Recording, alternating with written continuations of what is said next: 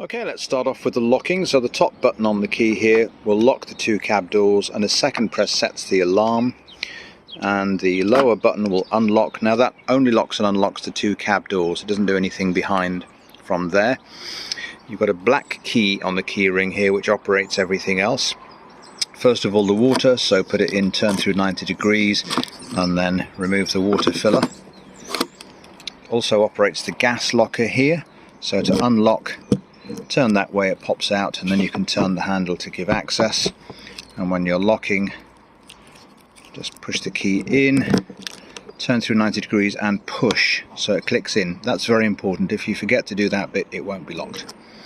Got the same kind of locks on the locker here, which is accessed from outside and also from under the bed. On the driver's side of the van, it also operates the door for the toilet cassette. Turn through 90 degrees and then push both these buttons and open the door. Most importantly of all though, this same black key operates the habitation door, so your main side door into the van.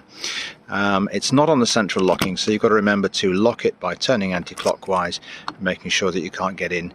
So when you leave the vehicle, it's routine to go around all of those things, making sure everything is locked with this black key. So when you first come into the van, you're going to want to operate the step first of all to help you get in, and that's this button here. When you push that, operate this electric step.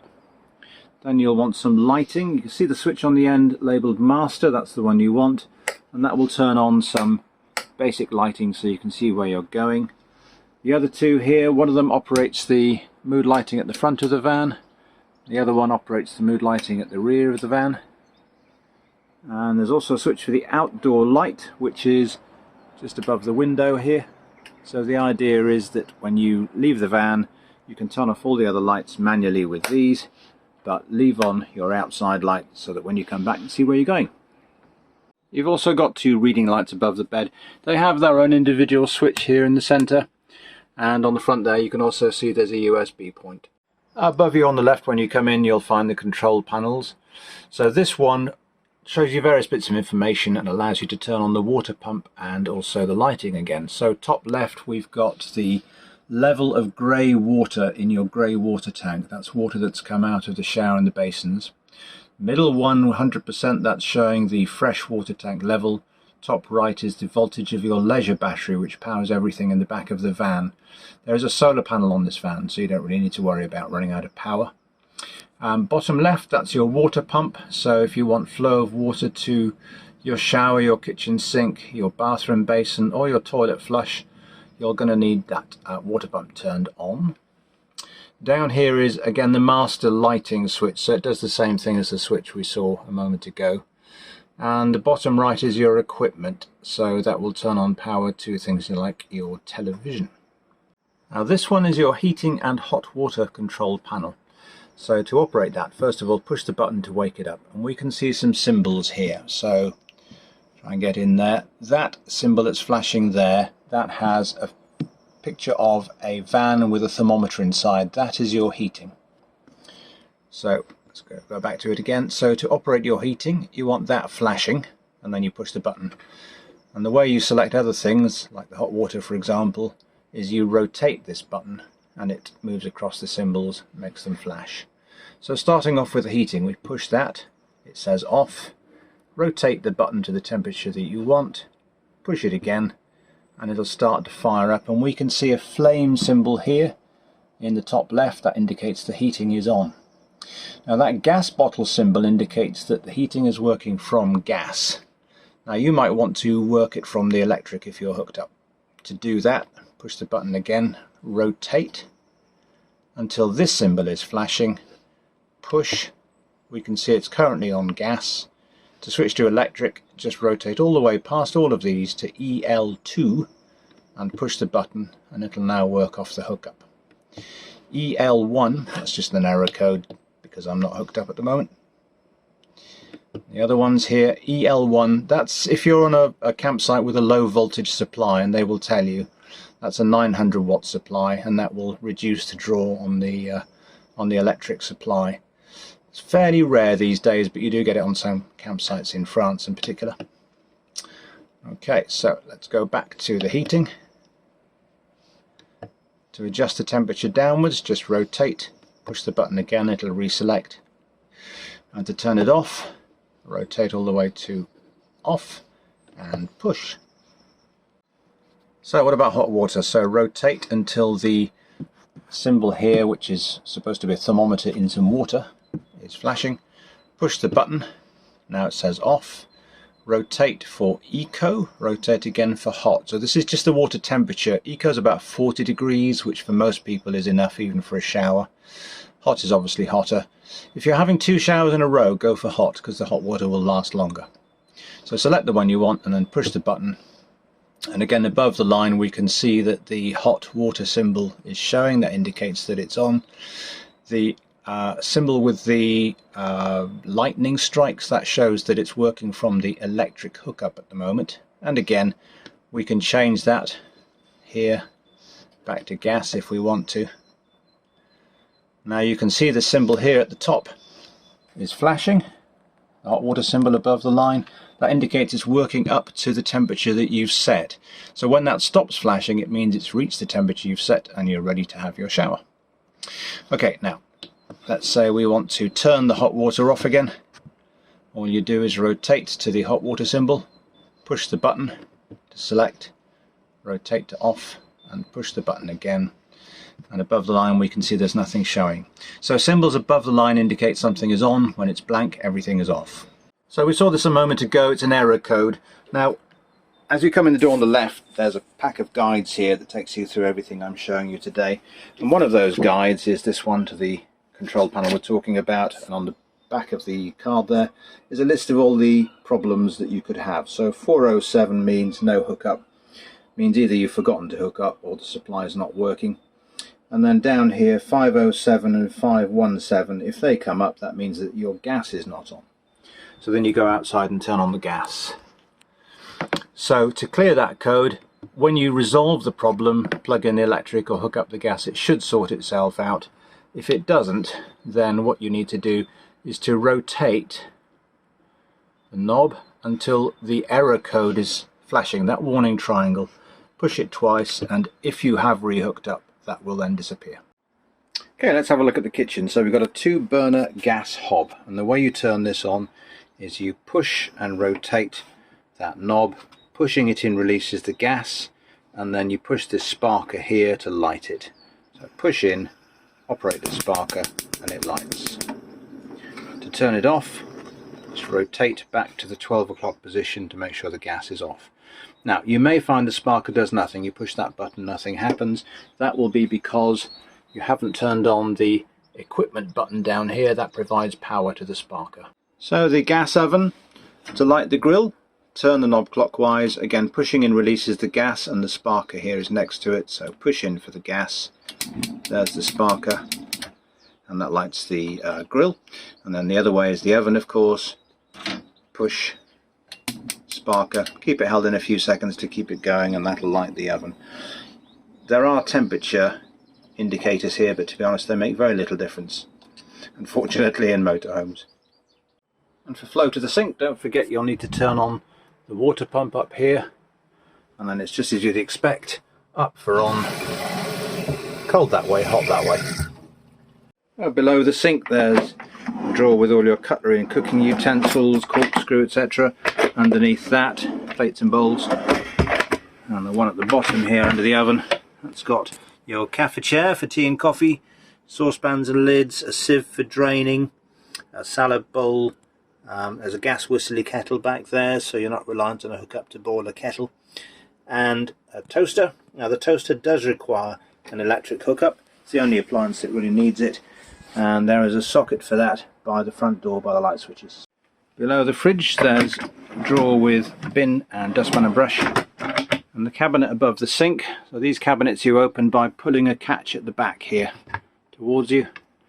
It's your cups, wine glasses, beakers, kitchen roll, washing up gear, and little bin liners. The fridge door opens just by pulling.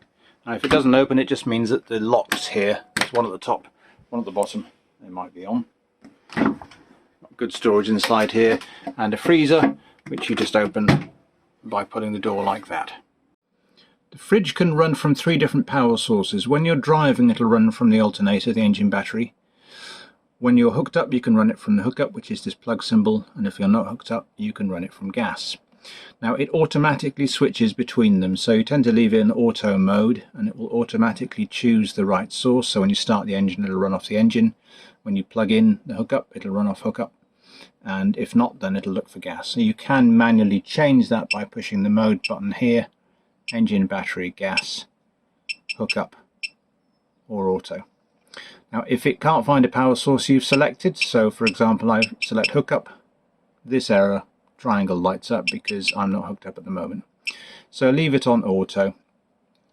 The temperature of the fridge you can adjust just by pushing this button. 4 lights is usually about right. So the only problem the fridge ever has is that when you're travelling you have to have the gas turned off by law, and that means when you pull up and you turn off the engine and you don't have a hookup, it may not see the gas, and that's because it's sunk back down the pipe during travel.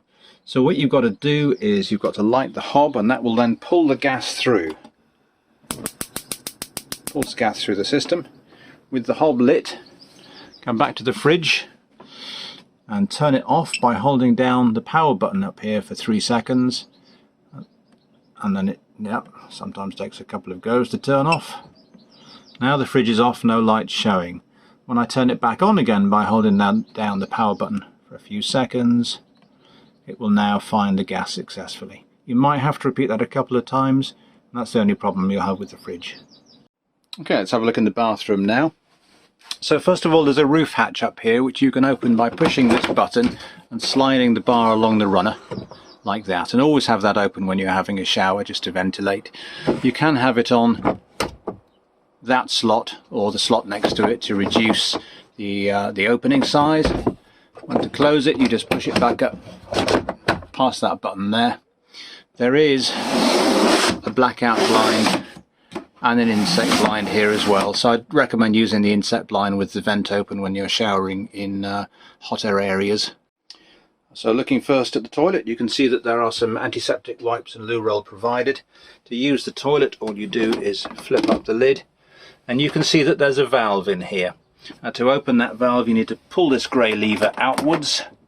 That opens the valve so you can then use the loo. Now toilet paper can go down here, that's no problem, the chemicals will dissolve it. But if you need to wipe the bowl, use the antiseptic wipes. They need to come out and go into the bin because they won't be dissolved by the chemicals, and they'll leave you with quite a problem in your cassette, so make sure they don't go down there. Now once you're done, if the water pump is on, pushing that central button there, this one here, will flush some water around the bowl for you. So once we're all finished, just push the valve closed, close the lid, and on the wall here where we had the flush button in the center there are 2 lights on the right hand side. This bottom one will indicate your toilet cassette is half full, and the top one indicates that it's full. Once the bottom one lights, I'll be looking to empty that toilet cassette within a day or 2. You don't really want to leave it until the top light comes on. The bottom left symbol, that's not used. The top left symbol indicates that the toilet cassette is missing. Someone's taken it out to empty it. Basin works the same way as the kitchen sink, up for on, and then hot that way, cold that way. And to use the shower, you need to push this little catch here and then pull gently on the basin, and the wall will swing around, and you lock it into place up here. There's a little bolt lock which goes into that hole, and that holds the wall open, and then you have access to your shower. Works sort of like a domestic one, out for on, hot that way, cold that way. Now before you use it, don't forget to remove the floor mat, and also this duck board needs to come out before using the shower. Once you're done, obviously the duck board goes back in again, and when you're not using the shower, always leave it in sync mode, otherwise the door will rattle around when you're driving. So just push it back, close like that until the catch engages, and you're done. Don't forget, in a motorhome you've got limited water, so you need to wash sparingly. So run the shower to get yourself wet, then turn the water off while you clean yourself, and then turn the water back on again to rinse off at the end. It's more like washing a dog than washing a human, but if you run it continuously like you do at home, you'll run out of water pretty quickly. Let's have a quick look at storage. So your biggest storage area is under the bed. You just pull it up and you've got access here to lots of storage, and you can also access this from outside. And in here you'll find your hookup cable, levelling blocks, water filling hose, emergency road kit, a step which is for the awning, and also pegs and a mallet also for the awning. And in addition, your toilet chemicals are down here, your awning cranking handle, and your tyre repair kit and towing eye are in that black box. Got pretty generous storage cabinets above the bed as well. At the end of the bed there is a hanging cupboard which is also quite large. On the shelf here there's a useful USB charging point for your phone to charge at night. That's a double socket. And then underneath here got a small cupboard as well. Up front you've got another cabinet above the table, some limited storage above the front seats there, and another small cabinet on the side. Your fire extinguisher, fire blanket and first aid kit are all up here as well, and a towel which is intended for wiping the floor during wet weather. Let's have a look at blinds and windows now. So above the cab you've got an opening sun blind there. You'd open it just by turning these catches, 4 of them, and then pushing, and to tighten it off you just tighten these thumb wheels. There's one on each side. Now this window also has an insect blind and of course a blackout blind for night time. At night time you've got curtains to draw across the cab there. And the other windows, the blinds on of these are the same idea really. You've got an insect blind from above, a blackout blind from below, and to open these it's the same idea, but you'll see that these ones have a little button on. That's a lock, so you've got to push that button in order to release the handle, and then out it goes. And again you can tighten off to keep it open on with these flywheels. Now there is a vent position, so if you want to be secure at night so nobody can get in the window, you can put it in between these 2 slots here, and the window is now just slightly open but can't be opened from the outside. There are 2 more roof hatches. A big one here just above the dining area, works exactly the same way as the one we saw in the bathroom, and also has again a blackout blind and an insect blind, and there's another one above the bed there too. To use the television you're going to need to have the equipment button on at the control panel, and the TV is at the end of the bed and has a conventional remote control. So this is a 12-volt television which works off the leisure battery, and it's exactly the same as a domestic television and the controls and everything, except in one respect, which is that every time you move you have to retune the TV. So the first thing we'll need to do is open the cupboard behind the television and push up the antenna, and that's just done by pushing this rod up into the top. And you'll see that you can also rotate the antenna like this, so if we find we don't get decent reception you may improve it by trying that. So we can see the red standby light is on there. To turn it on it's just the usual thing by pushing the power button, so the green light comes on, and let it warm up. Now we're getting no reception at the moment because we haven't retuned, so this is what you do when you move. You push the menu button here and then push the down button on the circular bit to auto tuning, and then push OK in the middle. It's asking what country. If you push down again it'll go straight to UK, or you can select other ones using the rotating bezel here and then push OK, and it'll now go off and search for channels, and in 5 minutes or so it'll leave you on the ones it can find. And when you finish watching don't forget to pull the antenna back down. Because the habitation door, the side door, is not on the central locking, when you go to sleep at night you just need to flick that up to lock it. Now the 2 cab doors you lock at the dashboard here using this button. Just push it once and that will lock the 2 front doors, and now you're secure for night. The front seats do turn, and the control for that is this paddle on the side here. You pull that, it releases the seat, and then you can then swivel it around. And these armrests can be adjusted in height using that flywheel. Now once you've turned you might find yourself a bit too close to the table. The bar at the front which operates the backward and forward slide still works, so you can then push the chair backwards away from the table. You'll probably also want to adjust the position of the table to make it closer to the front seats, and you do that by flipping down this little paddle underneath, and you can now move the table towards you and also rotate as needed. When you start the engine you may get a couple of beeps and a strange noise. That's the side step being pulled in, so it will automatically pull in if you've left it out. So we have a full tank of diesel. Please bring it back full as well. On the right hand side here we've got electric mirrors, so there are two mirrors, an upper and a lower one. The lower one's to see across two lanes on a motorway, and you can adjust all of those electrically. The top notch here is the upper mirror and the bottom notch is the lower mirror. Stalk on the right is wipers, up for flick wipe and then down for on in the different positions. That's the interval control. I pull it towards you for screen wash. Left hand side is indicators and lights. So the lights are manual, you need to turn them on like that. This is now on side lights, and to go to main lights you pull it all the way towards you for main and all the way towards you again for dip. If you half pull it, it'll flash somebody.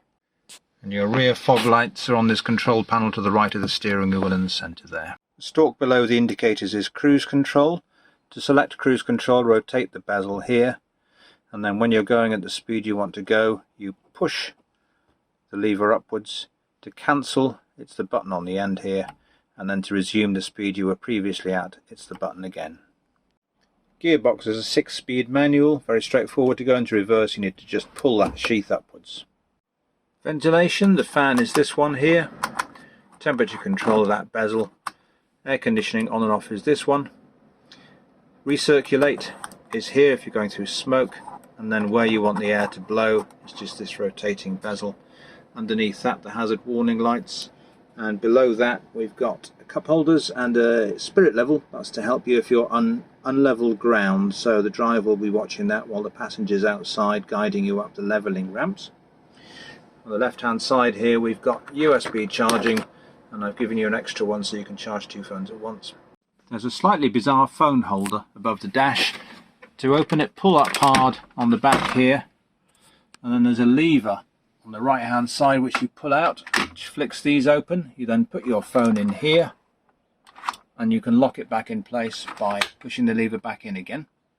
And then to collapse the phone holder, pull the lever out, fold these down, lock it back in place, and then push it back down. And the media screen will give you access to the radio. There's no sat-nav fitted in this one. And also the reversing camera, so you just push that, it brings on the reversing camera. That will come on automatically when you go on to reverse as well.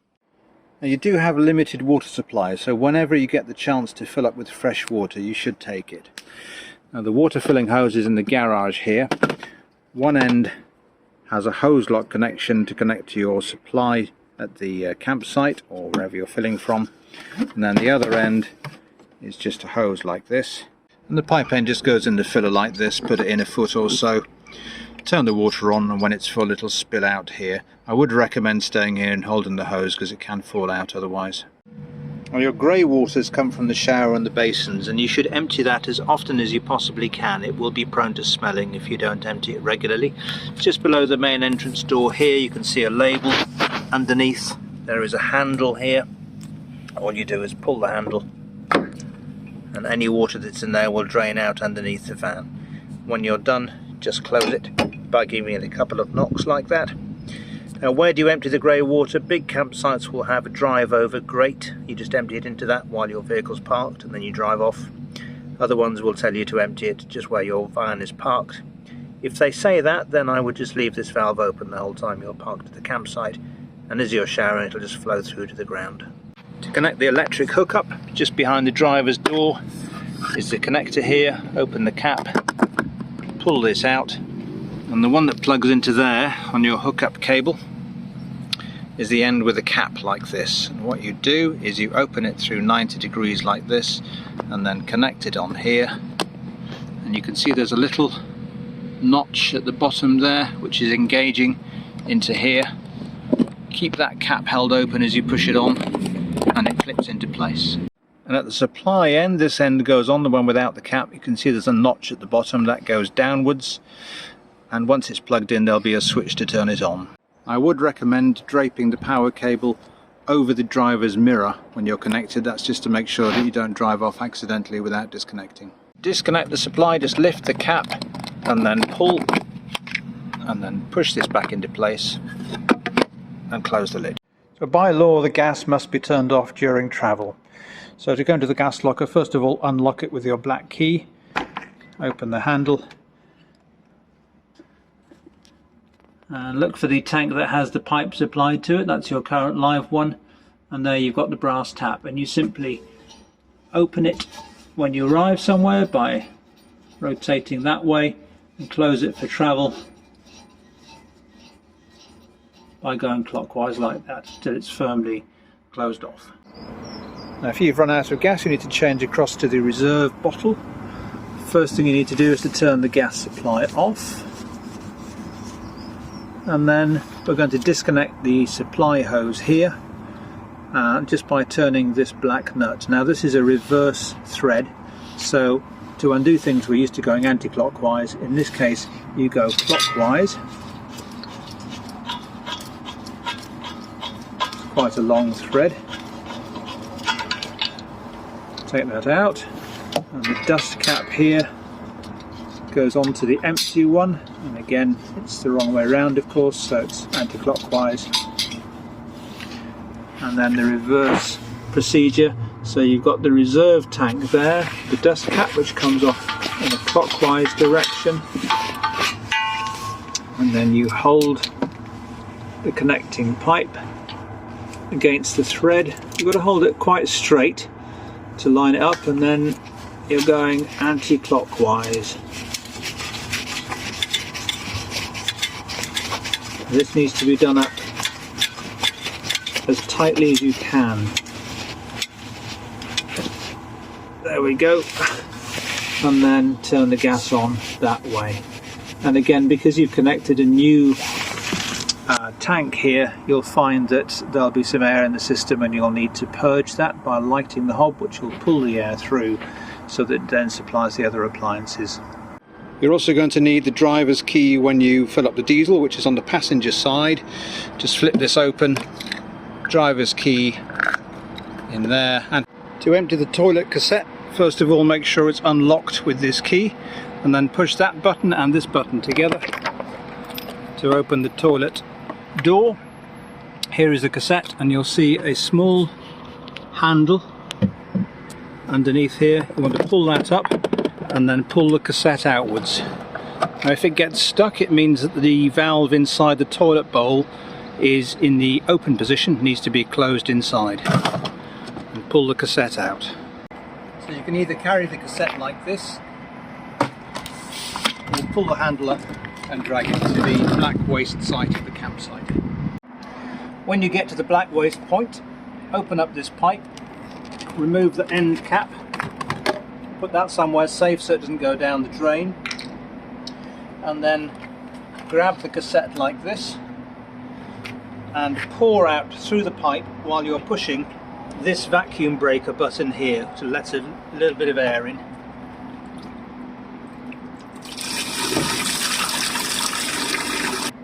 So now we're going to put some water inside the cassette to rinse it out a bit, and to do that first of all you need to push this button here. That will just release this little catch and allow you to pull back the silver cover, and then push this one in the opposite direction, and then put maybe a third of a cassette of water in there. Close this up again, close that, swill it around a bit, and then empty it out into your drain in the same way. So now we're going to put new chemicals into the cassette. You'll find these in the garage, and fill up one beaker of the blue chemicals, put that in here, and then 3 bottles of water, and the empty bottle is provided. That goes in there as well. Just rinse out the beaker as you go. And that's 3 bottles of that. Once you've put your chemicals and your water in, close up the valve, slide the cover back over, make sure that this is on tight, the end pipe, fold the pipe down, and then slide it into your cassette door, close and lock, And with the chemicals you'll also find some gloves for when you're doing this for real. If you're on unlevel ground where you're staying overnight, you can use the levelling blocks.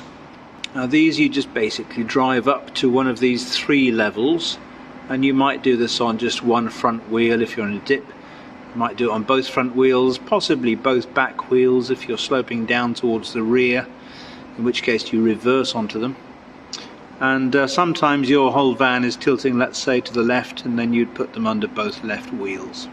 So as you drive up these, obviously your passenger needs to be outside, talking to you through the window and indicating when you're about to go off the front of them, so that you don't do that. There is a level inside the cab, so the driver can see roughly when you're level. And the main reason for using these is to make sure the fridge is approximately level, because otherwise it doesn't work very efficiently. To wind out the awning you need the cranking handle, which is in the garage or under the bed. Hook it into the eye there and wind anti-clockwise until you can reach the leading edge where the legs are. Also in the garage you'll find a step ladder so that you can reach up to the legs here. Now these are just clipped in, so you want to pull these out.